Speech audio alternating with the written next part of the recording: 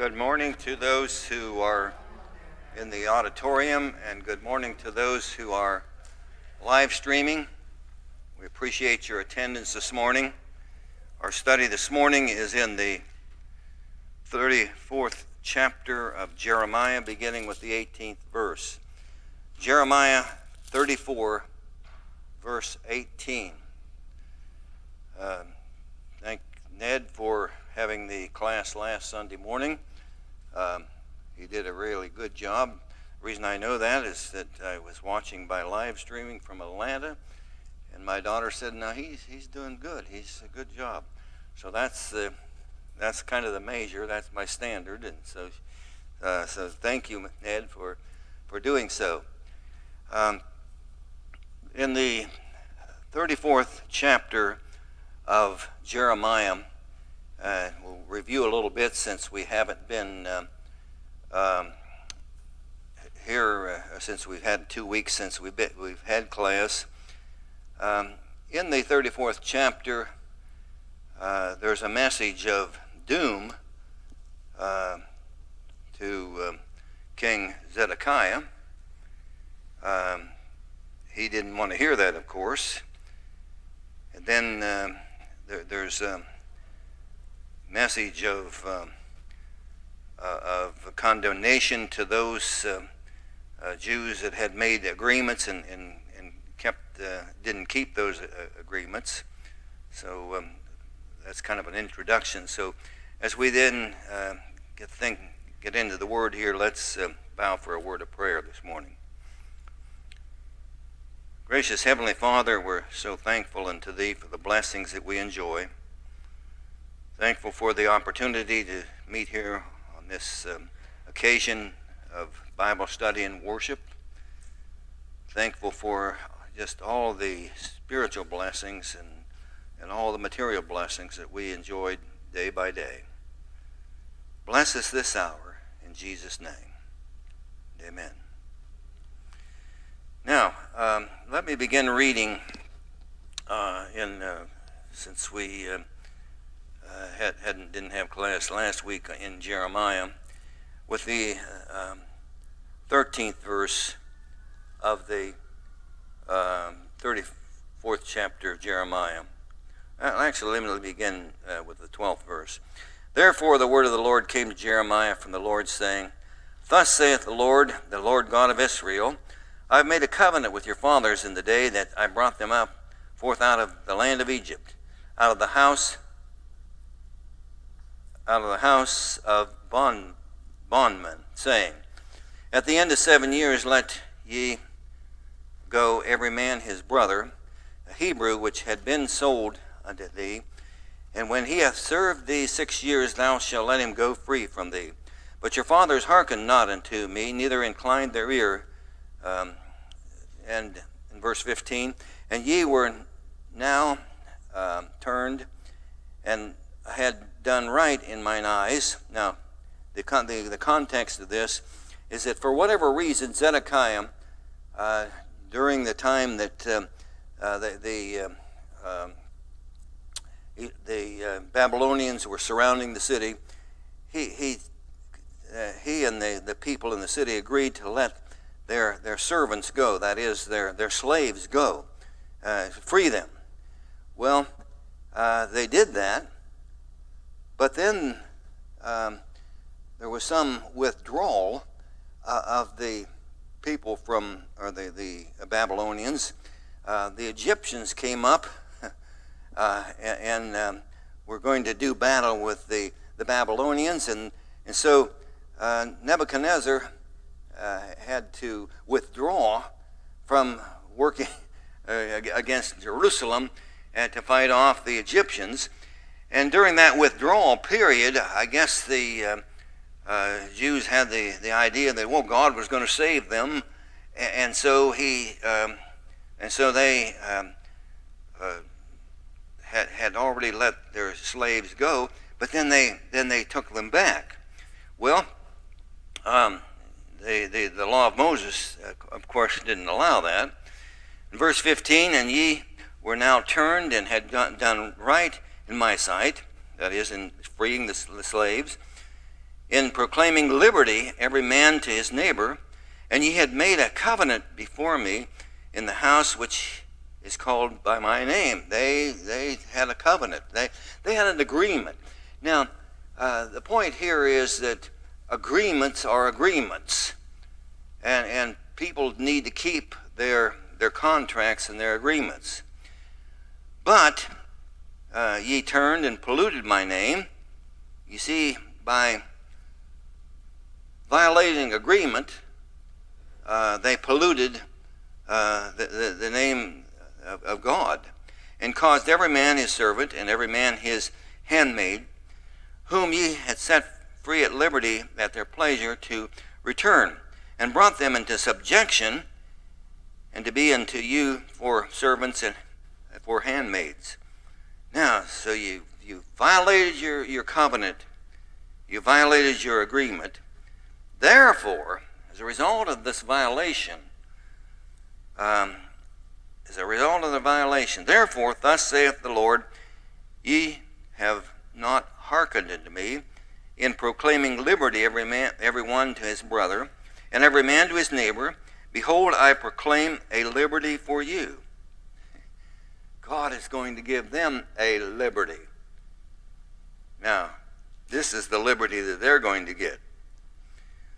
To the sword. Your liberty is to the sword, it's to the pestilence, and it's to the famine. And I will make you to be removed with all the kingdoms of the earth. Now, that's it.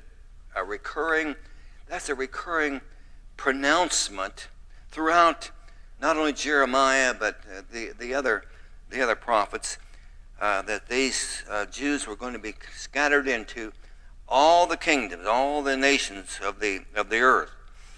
And that's true today. And I will give the men that have transgressed my covenant, which have not performed the words of the covenant, which they had made before me, when they cut the calf in twain and passed between the parts thereof. Now that's an interesting statement here.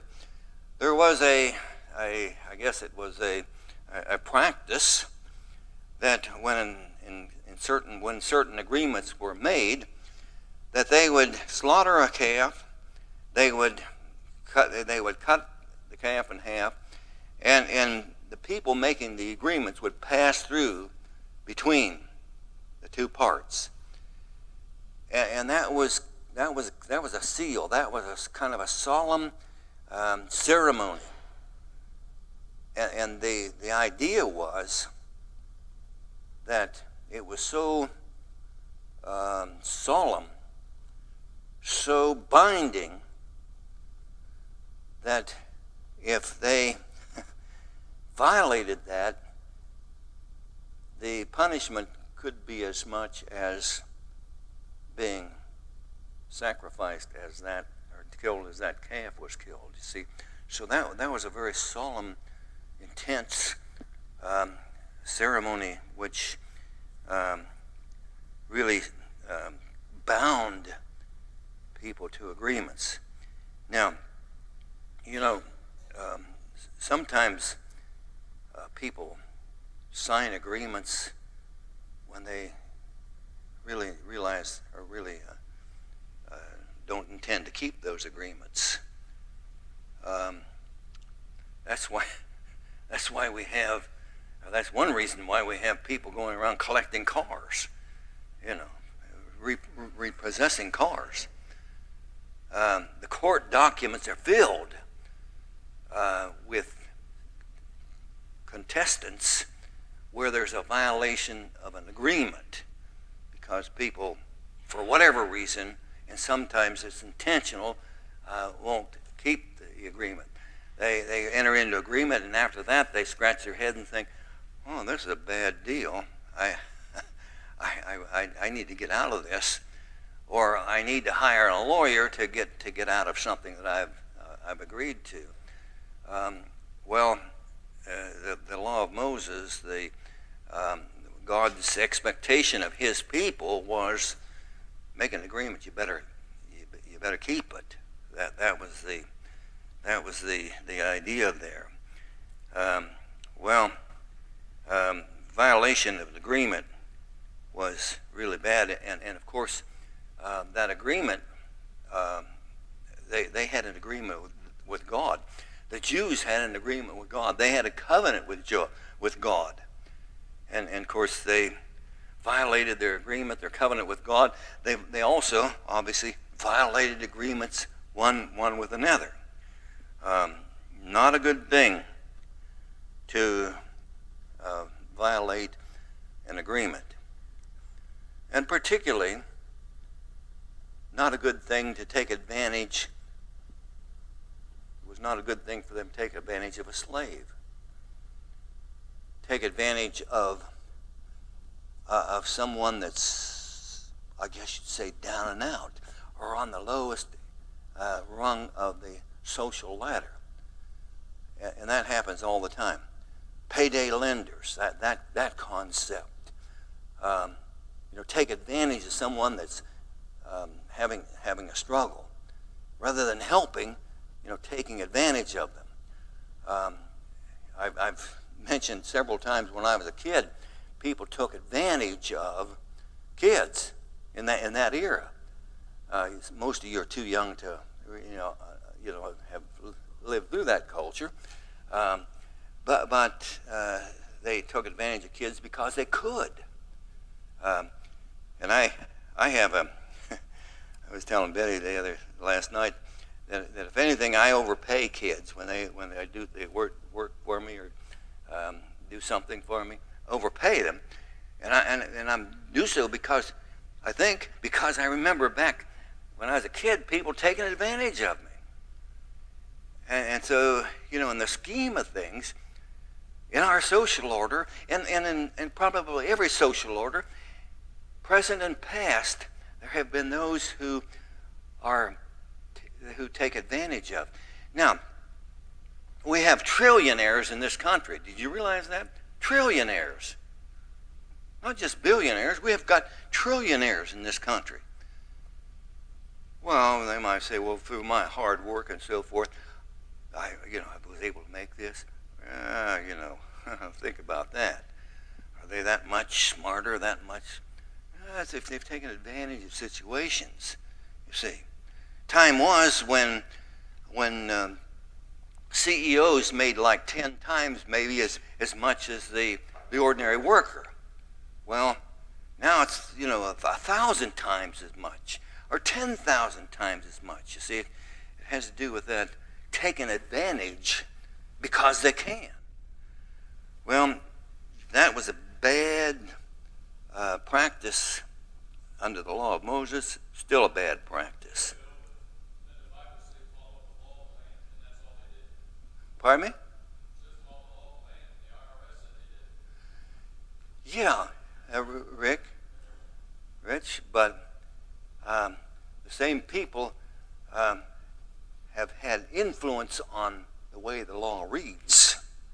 They've used their resources to influence the law so that they can get additional revenue. And I want to get off of that because it's probably not too relevant, except that the point is that taking advantage of someone because they have no bargaining power is just wrong. Well, he says here in verse 19, the princes of Judah and the princes of Jerusalem, the eunuchs and the priests, and all the people of the land which pass between the parts of the calf, that is, made the agreements, I will even give them into the hand of the enemies and into the hand of them that seek their life, and their dead bodies shall be meat for the fowls of the air and the beasts of the field. What a scene that portrays. Well, and Zedekiah, the king of Judah, his princes. Now here Jeremiah's talking to the king. He's talking to the authority, the sole authority in the land, the supreme authority in the land. And he says, now Zedekiah, You and your princes will I give into the hand of the enemy, and into the hand of them that seek thy life, and into the hand of the king of Babylon's army, which are gone up from you. Behold, I will command, saith the Lord, and cause them to return to this city, and they shall fight against it. Now you see, he says, I'm going to command, said the Lord, and cause them to return to this city. See, they had withdrawn for a period of time to deal with the Egyptian encroachment. And now God says through Jeremiah, they're coming back. And it's just as if, Nebuchadnezzar is saying to the Jews, I'm back. I'm here to get you. And they shall fight against it and take it and burn it with fire, and I will make the cities of Judah a desolation without an inhabitant. Well, that's a message that was given over and over and over again to the Jewish kings, the princes, the common folks, and they paid no attention, or most of them paid no attention. Now, in the next chapter, and we've said several times that Jeremiah's message is not in chronological order. He was in chapter 34. He's dealing with Zedekiah, the last king of Judah.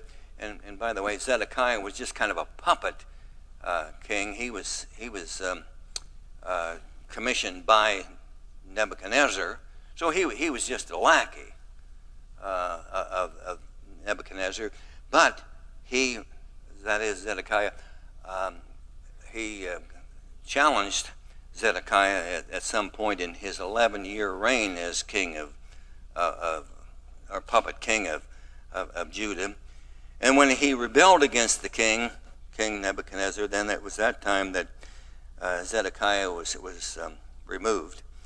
Now, Jeremiah goes back to a previous time in his life, in his ministry, to a period of time with Jehoiakim. Now, Jehoiakim was the son of Josiah. Josiah was a great king, a good king. Jehoiakim was not a good king. He had a son by the name of Jehoiachim, also called Coneth, and Jehoiachim, his son, was carried away into Babylonian captivity. But Jehoiakim now, the son of Josiah, king of Judah, saying, now he says, go to the house of the Reachabites.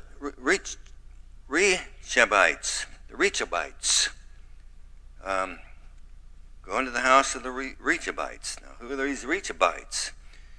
Well, these Reachabites were a group of Jewish people. In fact, the father of these, the origin of these people, the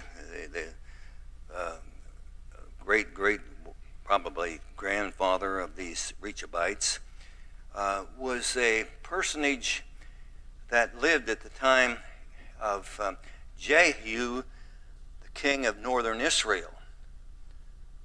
And Jehu, the king of northern Israel, he commissioned himself. He took upon himself to eradicate the people of Baal from the nation of northern Israel. He was death on Baal. Now, Jonadab, the origin of these people of these Reachabites helped him do that. He was, and we could go to 2 Kings, the 10th chapter, 15th to the 27th verse. 2 Kings 10:15. Let's just go over there for a moment. 2 Kings 10:15 to 27. 2 Kings 15.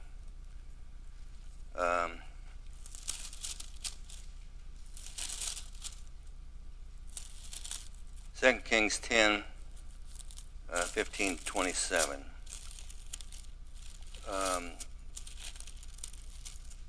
There,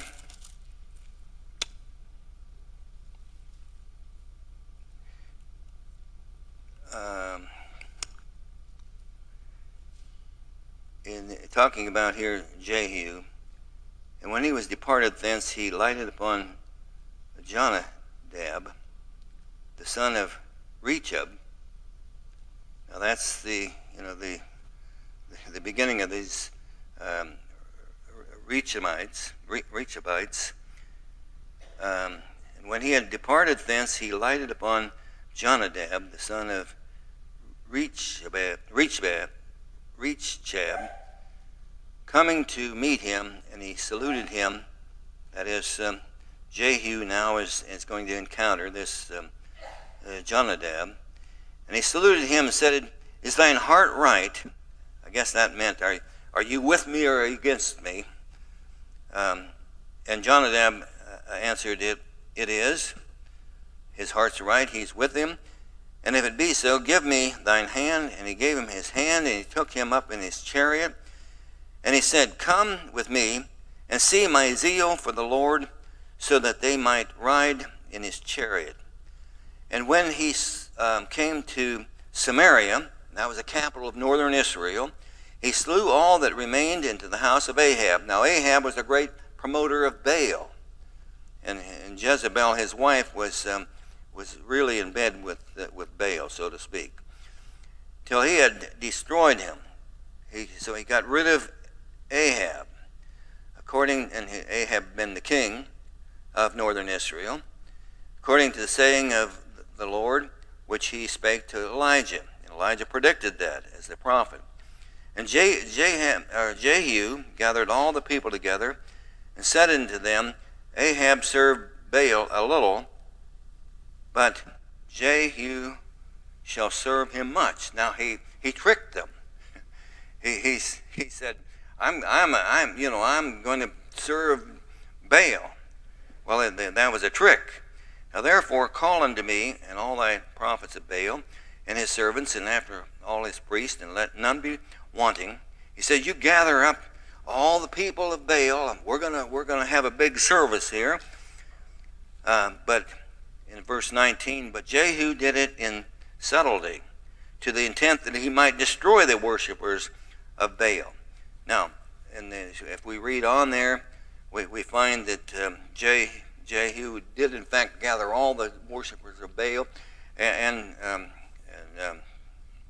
destroyed them. Well, we get into that background because these Reachabites had an interesting history. And so let me read verse 2 of chapter 35 again. Go into the house of Reachabites, and speak unto them, and bring them into the house of the Lord, into one of the chambers, and give them wine to drink. Now, this Jonadab, the father of all these people, the great-great-grandfather, so about 200 years before them, he commanded his people, his descendants, his children, grandchildren, and so forth. He commanded them that they should not drink wine. Now, I don't know what the reason was, but they should not drink wine, and they should live in tents. That they wouldn't live in cities. They would be, I guess you would call them, nomads. And for a couple of hundred years, they held to that decree, that tradition. And now, whether that tradition, whether that had any efficacy, whether it set them apart as being righteous or good, that's, so you think about that. But that was, they were commanded. You don't drink wine, you're going to be a nomadic people, You're going to live in tents. And for a couple hundred years, that's what they did. Now, we might think of, in our social order, there's a group called the Amish. They came to Pennsylvania in 1720s, 1730s, established a community. And so now for 300 years, they have maintained a tradition, right? I mean, everybody in the country knows something about the tradition of the Amish. Now, is that good or bad? Well, that's their tradition. That's what their forebears said. We're going to be plain people. We're going to be people that don't meld into the secular society, into the society at large. Good or bad? Well, that's I'm not making any judgment on that. I'm just saying that's for 300 years they've maintained that image, that tradition. Well, these people had this tradition announced earlier by Jonadab. And then verse 3, then I took Jaazaniah, the son of Jeremiah, not the prophet Jeremiah, the son of Habasaniah, and his brethren, and all his sons, and the whole house of the Reachabites.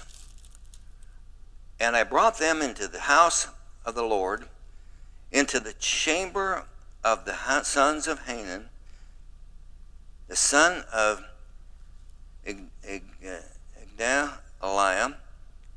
Adaliah, a man of God, which was by the chamber of the princes, which was above the chamber of Maaseiah, the son of Shallum, the keeper of the door. So those people whose names are interesting, they were all assembled there. And so he says, I set before the sons of the house of the Reachabites pots full of wine and cups, and I said unto them, drink ye wine. Now, remember, here's a nomadic people. They had kind of retreated to Jerusalem when the Babylonian army was, a factor here. And they probably kind of stuck together, stayed together. So why this deal? Why this demonstration? Why this event? Well, in verse 6 says, but they said, we will drink no more wine, for Jonadab, that's the person that was with Jehu in the northern kingdom there, the son of Reachab, our father commanded us, saying, you shall drink no wine, neither you nor your sons, forever. He meant this to be some kind of a lasting tradition, a lasting command, for the time to come. He says, neither shall ye build house, nor sow seed, nor plant vineyards, nor have any, but all your days you shall live in tents, that ye may live many days in the land where ye be strangers. So they were to be kind of out here in the wilderness, so to speak, out in the country, and kind of not be, influenced by the life in the cities and the life in the villages. You just be out here on your own. You're not going to be building houses. You're not going to be doing agriculture pursuits. You'll live off the land with your sheep and goats and whatever. Thus have we obeyed the voice of Jonadab, the son of Rechab, our father, in all that he hath charged us, to drink no wine all our days, and we, our wives, and our sons, nor our daughters, nor to build house houses for us to dwell in, neither have we vineyard, nor field, nor seed. But we have dwelt in tents, and have obeyed, and done according to all that Jonadab our father hath commanded us. And it came to pass, when Nebuchadnezzar king of Babylon came up into the land, that we said, Come, let us go to Jerusalem, for fear of the army of the Chaldeans, and for fear of the army of the Assyrians. So we are now living, King James indicates, dwells at or living in Jerusalem. Now, what's this all about? In all the things that could be reported about that era, why was this incident recorded, and why did it happen?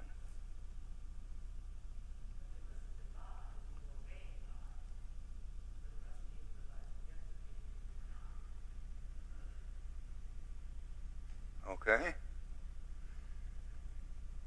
I mean, here for a couple of centuries, these people obeyed the command of that old Jonadab 200 years before. David.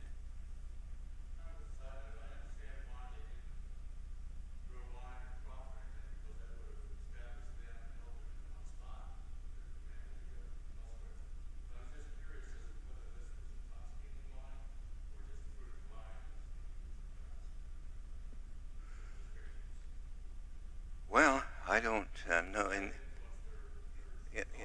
In this particular incident, I'm not sure what whether this had to do with intoxicant or whether it had to do with just I just don't know. But it had to do. You know, the issue here is that you don't partake of the fruit of the vine. You know, they didn't have vineyards. Whether it's regardless of the state of the fruit of the vine, you just don't take it. You're just. Would that be? Does that make sense? Yeah, I think it would be similar to the Nazarite vow. Yeah. Where they didn't partake of anything from the vine. Yeah. So it had to do with grapes. And the fruit of grapes. Well, but what's the purpose of this? Why this event? Why this? They were kind of giving them a test, right? Now, God is saying to the people, I think here, and Jeremiah is saying to the people, here's a group that's not violated a command of a human 200 years ago. And yet, the Jews have paid no attention to the law of God. Is that the message? That should have been a real message here. Here are people that are living in conformity to a command of a human father given 200 years ago, and is still in vogue, it's still in place, and yet God is saying, my people Israel have not obeyed me, the God of the universe. Seems to me that was a pretty good object lesson. Verse 18, and Jeremiah said unto the house of the Reachabites, thus the Lord of hosts, the God of Israel, because thus saith the Lord of hosts, the God of Israel, because you have obeyed the commandments of Jonadab your father, and kept all his precepts, and done according unto all that he hath commanded you. Therefore, thus saith the Lord of hosts, the God of Israel, Jonadab the son of Rechab shall not want a man to stand before me forever. Now that idea forever is for a long time. And this group of people was going to be, I guess you would say in one sense, blessed as a result of their convictions. Well, there are a lot of traditions, a lot of theories about, what happened to these Reachabites in the future. From that point on, that we won't spin any of those tales, but there are some out there, some theories as to what what happened to those and what their place in history was. So, the lesson that the Reachabites gave the total Jewish community is there contained in the 35th chapter of Jeremiah. Well, then in the 36th chapter, Jeremiah's prophecy harkens back to Jehoiakim, in the 36th chapter. And it came to pass in this 4th year of Jehoiakim, remember he was the son of Josiah, king of Judah, that this word came unto Jeremiah from the Lord, saying, Now take thee a roll of a book, and write therein all the words that I have spoken unto thee against Israel, and against Judah, and against all the nations. Jeremiah's message was to northern Israel, was about northern Israel, it was about Judah, it was about all nations. It was a comprehensive message. From the day I spake unto thee, from the days of Josiah, even unto this day. Now, Jeremiah came to his ministry in, I think, the 13th year of King Josiah's reign, and he reigned, and then Jeremiah was still prophesying during the time of Jehoiakim, the son, Jehoiachim, the grandson, and Zedekiah, who was not in that lineage, was an uncle, I believe, of Jehoiachim. So Jeremiah had that long ministry. He was involved with all of those kings: Josiah, Jehoiakim, Jehoiachim, and Zedekiah. And then he was still, after they were carried away into Babylon, he was still ministering to the Jewish community that was left in that region.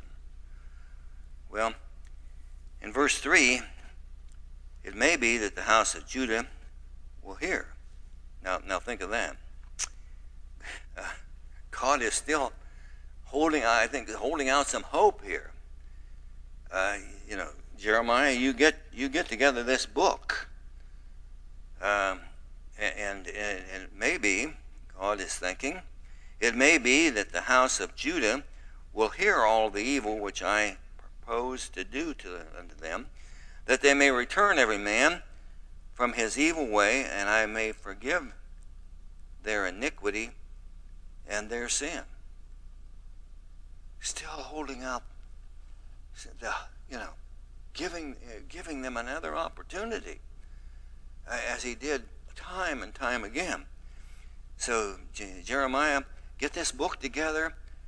We'll pronounce it among the people, and just maybe there will be some good. Maybe they'll repent. And Jeremiah said to Baruch, the son of Neriah, and Baruch wrote from the mouth of Jeremiah all the words of the Lord. So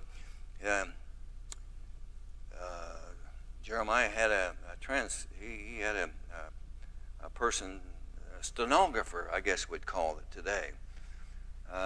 He had someone to take his message down, put it on the parchment or whatever they had, to record on. They had sometimes a plant or a dried plant, or other times animal skins. But whatever it was, to put this down. And it says, let's go back to Jeremiah, called Baruch, son of Neriah. And Baruch wrote from the mouth of Jeremiah all the words of the Lord which he had spoken unto him upon a roll of the book. And Jeremiah commanded Baruch, saying, I am shut up, and I cannot go into the house of the Lord. Jeremiah was in and out of prison a lot. At this time, he was not. He was forbidden apparently from going into the temple. So when he wasn't in prison, sometimes he was restricted apparently from going into the temple. Therefore, Jeremiah says to Baruch, therefore go thou and read in the roll which thou hast written from my mouth. And this is not Baruch's words; these are God's words through Jeremiah. The words of the Lord in the ears of the people in the Lord's house upon the fasting day, and also thou shalt read them in the ears of all Judah that come out of their cities. Now, there was this special day. This is probably not one of the Law of Moses, one of the three main days for observance, but there was some kind of a special day, and that there were people gathered from various places around about. And he says, you read it in the temple where people are gathered, and it may be they will present their supplications, that is, their prayers and their desires before the Lord. Maybe maybe this will affect them, and will return everyone his evil way, for great is the anger and the fury that the Lord hath pronounced against this people. So, again, maybe, just maybe, these people will listen. And Baruch, the son of Neriah, did according to all that Jeremiah the prophet commanded him, reading in the book the words of the Lord in the Lord's house. It came to pass in the 5th year of Jehoiakim. Now, when we started this chapter, it was in the 4th year of Jehoiakim. So, sometime in the 5th year, it must have taken a while for Jeremiah to get this book together. It came to pass in the 5th year of Jehoiakim, the son of Josiah, king of Judah, in the 9th month, that they proclaimed a fast before the Lord to all the people in Jerusalem, and to all the people that came in from the cities of Judah unto Jerusalem. Well, then read Baruch in the book of the words of Jeremiah in the house of the Lord, in the chamber of Gemariah, the son of Shaphan, the scribe, in the higher court at the entry of the new gate of the Lord's house in the ears of the people. So at some spot there in that temple area, Baruch read the words. And Micaiah, the son of Gemariah, the son of Shaphan, had heard, or when he had heard these words out of the book, all the words of the Lord, then he went down to the king's house and to the scribe's chamber, and lo, the princes sat there, and we'll just stop with that list of names that I probably can't pronounce anyway. And we'll start there next week. So we're right in the midst of some drama here. You know, what's the king going to say about this? Now, there's a record that the king had held where this king Jehoiakim had killed another prophet. So, you know, this might not be good for Jeremiah. So we'll start there next week.